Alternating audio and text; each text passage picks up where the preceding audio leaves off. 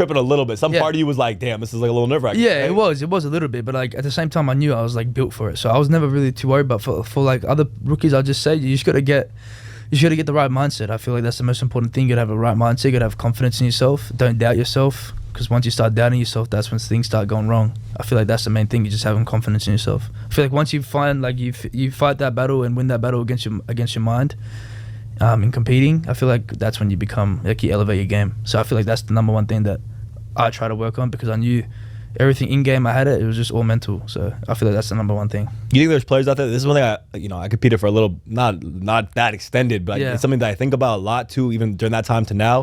Do you think there's players that when it comes to that LAN side of things, they just kind of like, if it wasn't for the nervousness of LAN, that they would be great players?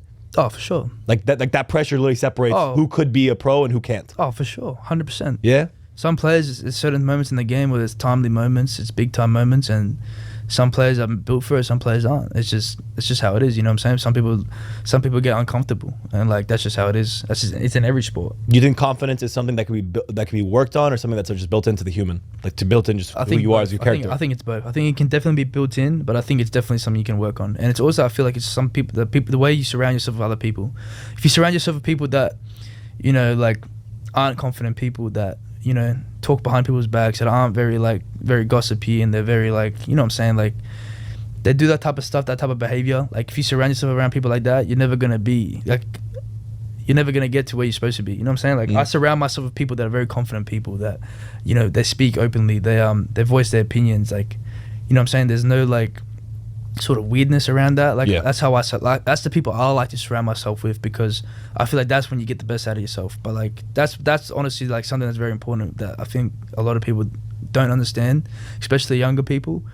Like the people you surround yourself with is very important. I mean, like people say, they're saying like the apple doesn't fall far from the tree. Right. It translates. You literally your circle translates to you as a person, even when you're by yourself. Yeah. Okay, that's a huge, I guess, tip, I guess, right there. Yeah. So I wasn't expecting. I was expecting some COD tip of like play camp corners more, but we got.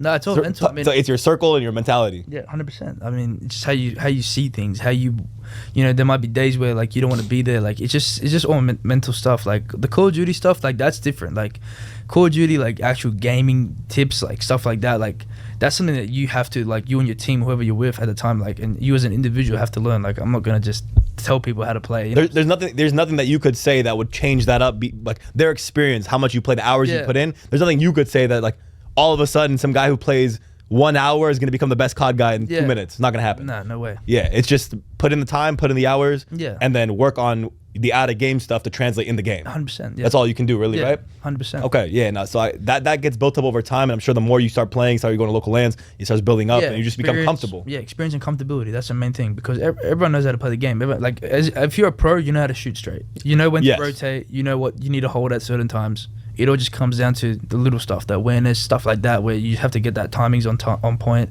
and then it's going to come to your gun skill, and obviously the hours of playing and stuff like that. All that stuff comes in. But like as a pro, people should know that. It's like I said, I feel like the mentality is what separates the good and bad people. Right.